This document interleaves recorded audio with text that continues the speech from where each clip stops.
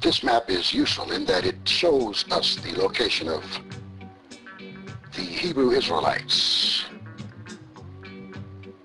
the descendants of Abraham, Isaac, and Jacob, now represented by the following peoples of Africa. In East Africa, we have the Maasai and Falasha. In South Africa, the Lemba and the Zulu. In West Africa, we have the Hausa, Igbo, Ifex, Ashanti, and Akan people, all descendants of Abraham, Isaac, and Jacob.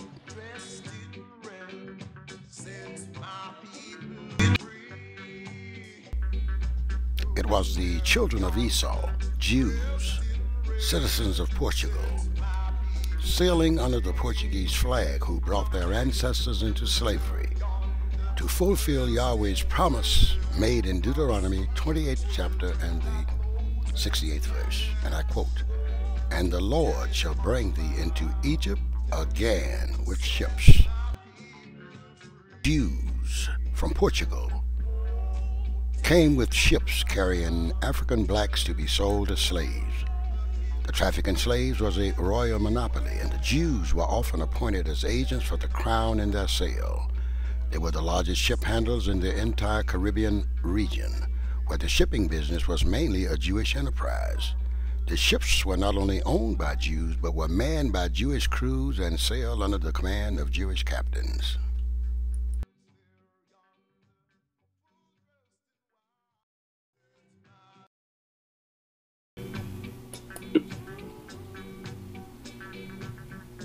Please excuse any mispronunciation of names given herein.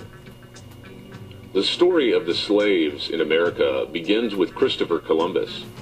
His voyage to America was not financed by Queen Isabella, but by Luis de Santiago, who advanced the sum of 17,000 ducats, about 5,000 pounds today, equal to 50,000 pounds, to finance the voyage, which began on August 3rd, 1492. Columbus was accompanied by 5 Marranos, Jews who had forsworn their religion and supposedly became Catholics. Louis de Torre, interpreter, Marco, the surgeon, Bamal, the physician, Alonso de la Calle, and Gabriel Sanchez. The reference is The International Jew by Henry Ford. Gabriel Sanchez, abetted by the other 4 Jews, sold Columbus on the idea of capturing 500 Indians and selling them as slaves in Seville, Spain, which was done. Columbus did not receive any of the money from the sale of the slaves, but he became the victim of a conspiracy fostered by Bamal, the ship's doctor. He, Columbus, suffered injustice and imprisonment as his reward, betrayed by the 5 Marranos, or Jews, whom he had trusted and helped. This, ironically, was the beginning of slavery in the Americas. The source is Adventures of an African Slaver, published in 1928, page 11. The Jews were expelled from Spain on August 2nd, 1492, and from Portugal in 1497. Many of these Jews immigrated to Holland, where they set up the Dutch West Indies Company to exploit the New World. In 1654, the first Jew, Jacob Bar Simpson, immigrated from Holland to New Amsterdam, or New York.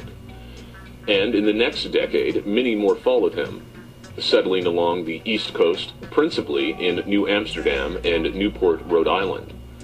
They were prevented by ordinances issued by Governor Peter Stuyvesant from engaging in the domestic economy, so they quickly discovered that the territory inhabited by the Indians would be a fertile field. There were no laws preventing the Jews from trading with the Indians. The first Jew to begin trading with the Indians was Hyman Levy, who imported cheap glass beads, textiles, earrings, armbands, and other cheap adornments from Holland, which were traded for valuable fur pelts. Hyman Levy was soon joined by Jews Nicholas Lowe and Joseph Simon. Lowe conceived the idea of trading rum and whiskey to the Indians and set up a distillery in Newport, where these 2 liquors were produced. Within a short time, there were 22 distilleries in Newport, all of them owned by Jews, manufacturing and distributing firewater. The story of the debauching of the Indians with its resultant massacres of the early settlers is a dramatic story in itself. It is essential to comprehend the seaport of Newport.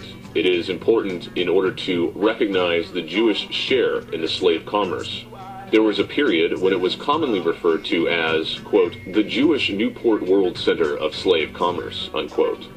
Altogether at this time, there were, in North America, 6 Jewish communities: Newport, Charleston, New York, Philadelphia, Richmond, and Savannah.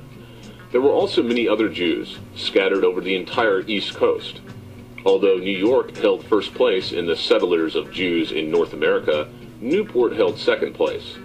New York was also the main source of kosher meat, supplying the North American settlements, then the West Indies, and also South America. Now Newport took over. Newport also became the great trade harbor of the East Coast of North America. There, vessels from other ports met to exchange commodities. Newport, as previously mentioned, represented the foremost place in the commerce of rum, whiskey, and liquor dealings. And to include, it finally became the main center of slave dealings. It was from this port that the ships left on their way across the ocean to gather their black human cargo and then derive great sums of money in exchange for them. An authentic contemporary report based on authority indicates that of 128 slave ships, for instance, unloaded in Charleston within 1 year, their cargo, 120 of these were undersigned by Jews,